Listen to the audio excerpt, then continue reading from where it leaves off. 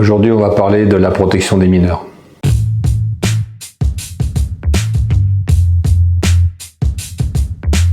Et oui, aujourd'hui, on va parler de la protection des mineurs parce qu'avec la loi SREN, qui est une loi de régulation de l'espace numérique, il y a un certain nombre de dispositions pour protéger les mineurs des contenus pornographiques et des contenus pédophiles.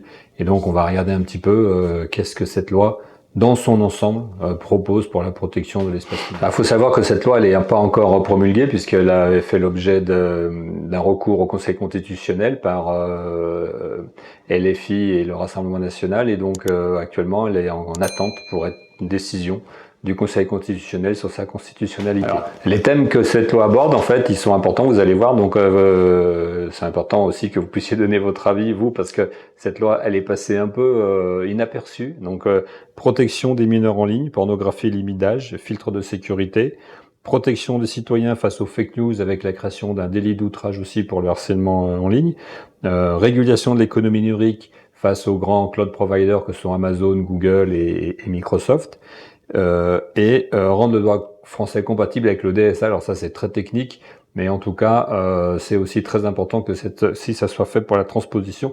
Et puis, c'est le renforcement du pouvoir de l'Arcom et d'un certain nombre d'autres d'agences aussi qui sont chargées de réguler les télécommunications, les télécommunications numériques et un certain nombre d'autres sujets autour de toujours le risque avec ces lois, et on va le regarder ensemble, c'est que ça soit liberticide. Ça veut dire qu'on peut plus faire ce qu'on veut, qu'on doit demander d'autorisation pour tout.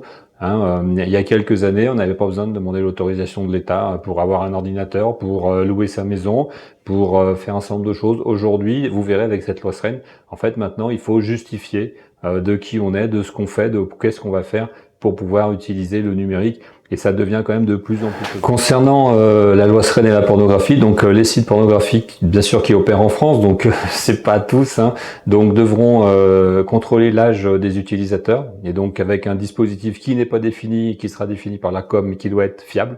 Donc là, je vous laisse envisager la manière dont ils pourront le faire.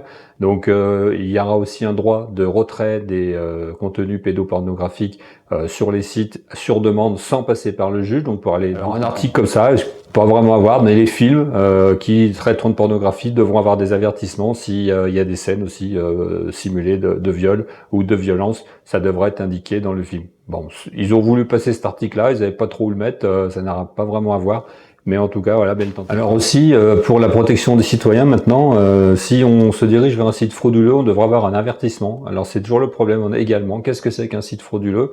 Aussi, un site qui proposerait des fake news, mais qui décide ce qui est vrai et ce qui est faux? Donc est-ce qu'un site qui dit que la Terre est plate, c'est des fake news et donc il faut plus aller dessus? Ça pose beaucoup de questions sur lesquelles vous pouvez réagir, parce que là, pour le coup, ça va être très très sévère. La haine en ligne aussi sera plus sévèrement réprimée, donc il y aura la possibilité de déposer plainte pour un délit d'outrage et de pouvoir avoir des condamnations aussi sur ces faits-là. Et donc toute personne qui sera condamnée pour délit d'outrage peut être condamnée à 300 € d'amende et de faire un stage de sensibilisation. Alors je vais lire le texte: au respect des personnes dans l'espace numérique. Donc c'est assez rigolo. Je pense que ça fait peur beaucoup au fait aux haineux. Et là en fait ils sont en train de trembler dans leurs chaussettes et ils se demandent comment ils vont faire pour déverser leur haine à l'avenir avec cet article très très très sévère. Cette loi aussi prévoit que pour 2027, on pourra tous avoir une identité numérique pour consommer tous les services d'État. Ça, c'est très intéressant parce que j'ai déjà parlé de France Identité, donc là, il parle de ça. Et donc, ça veut dire que 2027, France Identité sera généralisée, tous les documents d'identité seront dématérialisés et toutes les procédures en ligne seront accessibles avec cette identité. C'est quand même un gros progrès pour nous, les citoyens.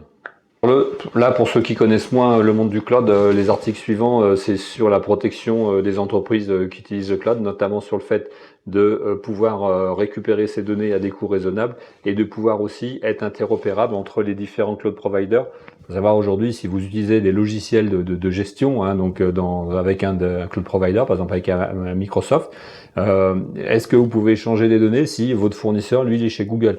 Et donc aujourd'hui, c'est pas évident toujours que ça soit interopérable, et donc ces articles-là vont obliger ces opérateurs à être interopérables. Ça, c'est très important pour le business. Alors au niveau du DSA, le gouvernement définit défini quelles sont les agences qui seront compétentes, donc en particulier l'ARCOM, mais pas que, donc qui seront en chargé de mettre en œuvre et de piloter la mise en place du DSA. Donc c'est le Digital Act européen, donc qui va réguler un certain nombre de choses, et notamment qui va réguler les GAFAM. Sur leur présence ici en Europe. Alors un peu l'analyse, c'est que ce texte, en fait, il a l'air anodin, mais sur question liberté, il est très très puissant. Hein. Il va vous permettre d'interdire des sites. Il y avait déjà des textes qui existaient pour ça, mais maintenant, si on dit que le site c'est de la fake news, on n'a plus le droit d'y aller. Il va permettre d'interdire, de s'identifier si on consomme certains sites.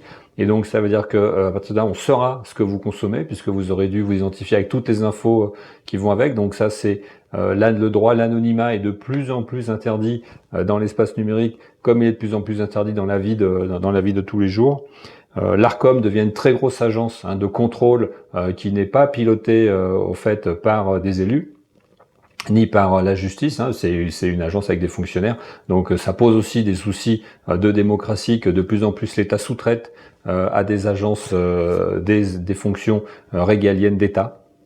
Sur la haine en ligne, en fait, il y a même défini des sujets sur lesquels c'est particulièrement sensible, donc les contenus sectaires, les contenus anti-avortement, les contenus qui concernent un élu, et donc il y a des gens qui sont plus protégés que d'autres. Pourquoi je pense que ça aussi, ça peut faire poser des questions. Pourquoi il y a des sujets qui sont plus protégés que d'autres? Est-ce que tous les sujets ne se valent pas? C'est aussi des points qu'il faut voir quand on est en face à de la haine. Dans le délit de haine aussi, le juge peut prononcer en fait une exclusion des réseaux sociaux. Alors là, ça fait rigoler. Je sais pas comment ils vont faire, puisque vous pouvez créer un autre compte à côté. Enfin bon, voilà, on n'arrive déjà pas à interdire les hooligans d'aller dans les stades quand ils sont interdits de stade. Alors vous pensez qu'on va interdire quelqu'un de pouvoir créer des comptes pour pouvoir aller faire de la haine en fait sur les réseaux? Je pense que là, pour finir sur cette loi, il y a beaucoup d'articles très, on va dire utiles en fait pour le quotidien, mais il y a aussi articles où les gens qui font ça se rendent pas compte de la mise en œuvre, elle est pas possible, et donc ça ridiculise l'action publique et ça dévalorise en fait tout le travail qui peut être fait par les gens qui travaillent contre la haine et contre les contenus un peu illicites en fait qu'on peut trouver sur le net avec des textes comme ça. Il y a déjà des lois qui interdisent en fait tout un tas de choses. Ça sert à rien de rajouter des trucs qui ne seront pas mis en place ou qui pourront pas être mis en place, ou même s'ils sont mis en place, ça sera pas respecté par le condamné, et à partir de là, ça n'a pas de valeur.